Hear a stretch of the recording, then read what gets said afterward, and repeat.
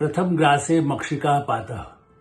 संस्कृत में बहुत पहले हमने छात्र जीवन में ये पढ़ा और कई बार याद आता है कि पहले कौर में यदि मक्खी आ जाए तो क्या करें। भारतीय राजनीति में यही कुछ हो रहा है राहुल गांधी के साथ। एक के बाद एक महागठबंधन बड़ा भारी भारत का नक्शा ही बना करके वो भारत के चक्रवर्ती राजा की तरह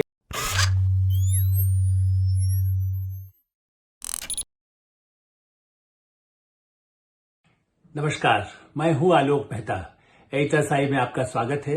हमारा अनुरोध है कि आप एडिटर्स आई देखें, लाइक करें, सब्सक्राइब करें, मित्रों को, ग्रुप्स को फॉरवर्ड करें और उनसे भी आग्रह करें कि वे भी सब्सक्राइब करें ताकि नियमित रूप से अधिकाधिक दर्शकों तक हम पहुंच सकें और आपकी जो राय हो, उनकी जो राय हो, उससे भी हमें अवश्य अवगत कराएं। प्रथम ग्रासे मक्षिका पातः। संस्कृत में बहुत पहले हमने छात्र जीवन में ये पढ़ा और कई बार याद आता है कि पहले कौर में यदि मक्खी आ जाए तो क्या करें। भारतीय राजनीति में यही कुछ हो रहा है राहुल गांधी के साथ।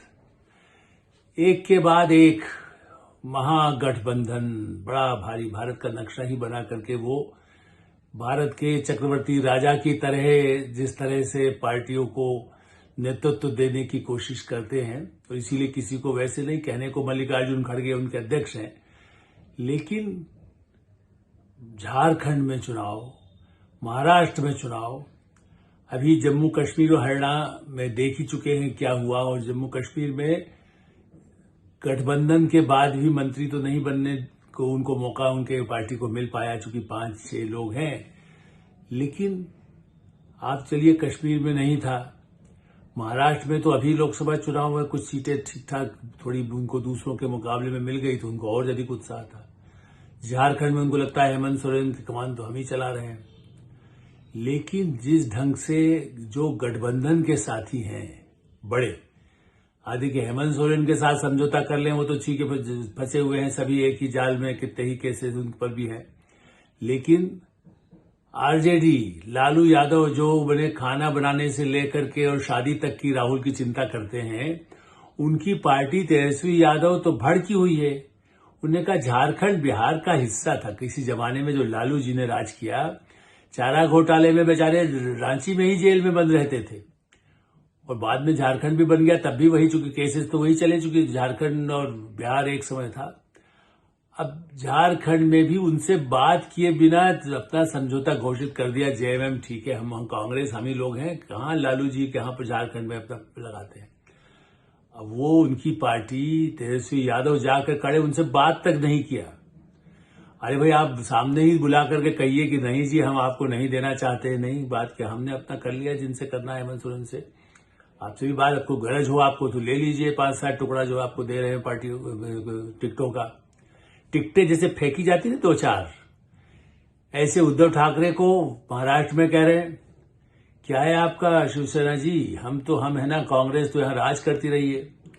शरद पवार के साथ, शरद पवार तो बहुत चतुर है, चूंकि वो कांग्रेसी दोनों तरफ ही है, उनको अपनी वैसे ही नेशनल कांग्रेस पार्टी जो उनकी है, राष्ट्रवादी कांग्रेस पार्टी का तो चुनाव चिन्ह वैसे अजित पवार ले ही गए, भतीजे उनके। अब ऐसी स्थिति में शरद पवार को क्या है, वो तो कुछ भी जो कहे लॉलीपॉप देने को तैयार है आपको, आपके साथ लीजिए, आप खुश रहिए, जिता के ले आएंगे ना, कितना लाते हैं। हमारी सुप्रिया सुले तो मुख्यमंत्री पद की रहेगी उम्मीदवार, यदि सांसद बन गई तो क्या हुआ।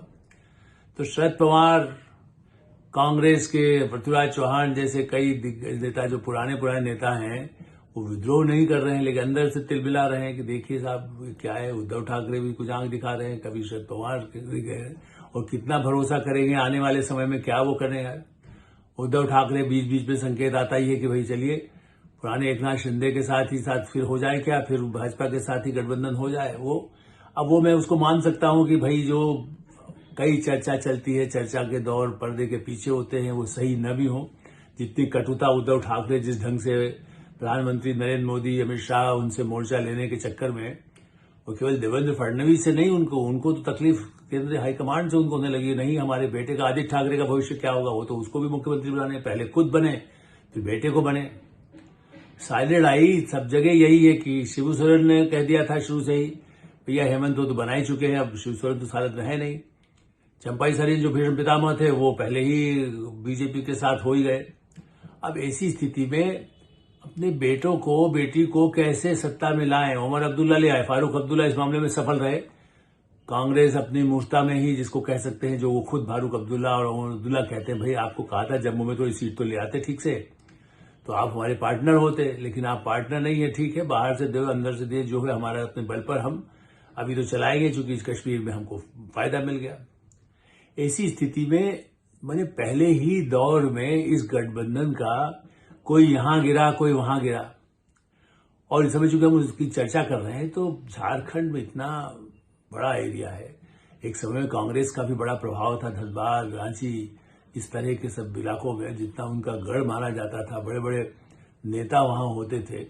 और जब आदिवासियों के बीच उनका प्रभाव निरंतर गिरता गया, चूंकि आदिवासियों के साथ शोषण होता रहा उनके सत्ता काल में, लालू के सत्ता काल में, और अभी बीच में बीजेपी आई, फिर से जो सोरेन परिवार का आने के बाद आदिवासियों पर तो उतना हुआ नहीं।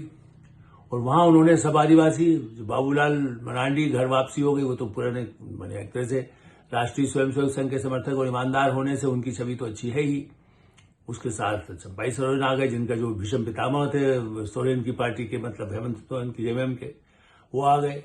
ऐसी स्थिति में कांग्रेस तो वहां पर किसके बल पर कितना, खाली हेमंत सोरेन सत्ता के बल पर या पैसे के बल पर, जहां 100 करोड़ 200 करोड़ 500 जहां जहां मिलता रहा था। अब वो कुछ ईडी ले गया है, लेकिन हो सकता है कुछ अभी भी कहीं से उनको हो उम्मीद कि यहां से तो मिल ही जाएगा पैसा, पैसा से आदिवासियों को भ्रमित करेंगे या कुछ फटाएंगे, कोई फायदा मिले। लेकिन महाराष्ट्र तो आसान नहीं है। अब शरद पवार की बात सुन लीजिए। शरद पवार, देखिए, मैंने एक किसी कार्यक्रम में मैंने पिछले सप्ताह कहा था, अपने किसी और संस्थान के साथ जब बातचीत हो रही थी, तो हमने कहा कि भाई मैंने भारत में ऐसा नेता नहीं देखा। केजरीवाल, अरविंद केजरीवाल के बारे में कहता ही हूं, लेकिन उससे भी ज्यादा यदि लोग बार बार हरियाणा में कहते हैं कि भाई देखिए यहां आया राम गया राम हुआ, लेकिन शरद पवार जी 37 साल की उम्र में मुख्यमंत्री बने, और किन के साथ बने? वसंतदादा पाटिल। और वसंतदादा पाटिल के साथ रहे, लेकिन उसके बाद कुछ ही महीने बाद उनको धक्का देकर के खुद अपनी तैयारी में लग गए कि भाई मैं, यशवंतराव चौहान जो उनके गुरु रहे शरद पवार के, उन्होंने बहुत मनाया बार, मतलब 1975 से पहले यशवंतराव चौहान खुद ही कहीं चर्चा में कह रहे थे। 2-3 पत्रकार थे, मैं भी वहां था, युवा में खाली समझने की कोशिश कर रहा था क्या कह रहे हैं। उन्होंने कहा नहीं, शरद पवार को तुमने पहले भी कहा, लेकिन देखिए वो ऐसा वो करते हैं, वो बदल जाते हैं। तो उन्होंने तो उस समय से ही विद्रोह की शुरुआत की, जो अपने जो उनके बनाने वाले, फिर इंदिरा गांधी यदि सत्ता से बाहर, जो हम फारूक अब्दुल्ला तो गठबंधन करते थे, ये तो कांग्रेस ही थे, आए थे यूथ कांग्रेस के जमाने से आए। और उसके बाद भी शरद पवार इंदिरा गांधी को भी धोखा दे करके चले गए। कांग्रेस वो यू हर पार्टी में उनको लगा कि जहां मुझे मुख्यमंत्री पद का मौका मिले बनूंगा मैं, तो इंदिरा गांधी का विरोध कर दिया। उसके बाद राजीव गांधी जब आए तो उनको लगा कि इतना भारी बहुमत मिल चुका है, तो राजीव गांधी का पल्ला, और थोड़ी बातचीत हुई, राजीव भी उदार थे, तो उन्होंने कह दिया ठीक है आप आ जाइए, अच्छा है, आपके साथ हम काम करेंगे। राजीव गांधी के साथ काम किया। नरसिंह राव के साथ भी थोड़ा अपना कोशिश करते रहे कि चलिए ठीक है, सत्ता में रहना है तो चूके खिलाफ जो भी है हम साथ रह करके काम कर सकते हैं। अंदर से तो प्रधानमंत्री बनने की इच्छा थी, और जैसा मैं कहता रहा हूं, कबड्डी के खेल से आए थे, तो कितने ही हर गठबंधन को तोड़ना, गठबंधन बनाना, फिर दल बनाना, फिर सोनिया गांधी के खिलाफ विद्रोह कर दिया, और राष्ट्रवादी कांग्रेस पार्टी इसलिए बनी कि सोनिया गांधी को तो हम बर्दाश्त नहीं कर सकते, उनको नेता महिला, विदेशी महिला के नाम पर उन्होंने कर दिया, और फिर वो उस पार्टी बना लिया।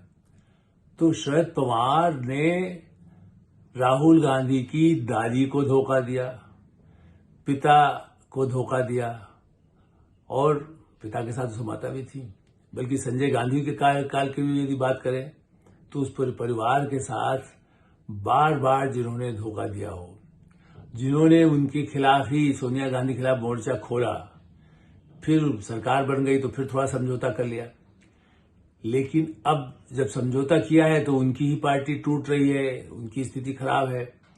तो शरद पवार के कंधे, जो बुजुर्ग कंधे हैं, उसमें वो सुप्रिया सूले का ध्यान रखे कि राहुल गांधी की उनको उठा करके उनका जुलूस निकालें। ठीक है, वो उदार है, वो तो सब कहीं उनको मिलते हैं तो वो तारीफ कर देंगे, भाई ठीक है राहुल आप रहिए साथ, मुख्यमंत्री तो हमारा बनेगा। उद्धव ठाकरे कहते हैं हमारा बनेगा। तो ये चुनाव के पहले गठबंधन जिसको कह सकते हैं कि कैसा कर, जो बड़े राज्य हैं और उत्तर प्रदेश, देखिए 10 सीटों पर विधानसभा के उपचुनाव वहां होना है। ये तो चलिए विधानसभा के चुनाव है, उसमें आप कह सकते हैं गठबंधन होगा, कुछ हम फ्रेंडली लड़ेंगे। सीपीआई सीपीएम कहते हैं हम फ्रेंडली लड़ेंगे।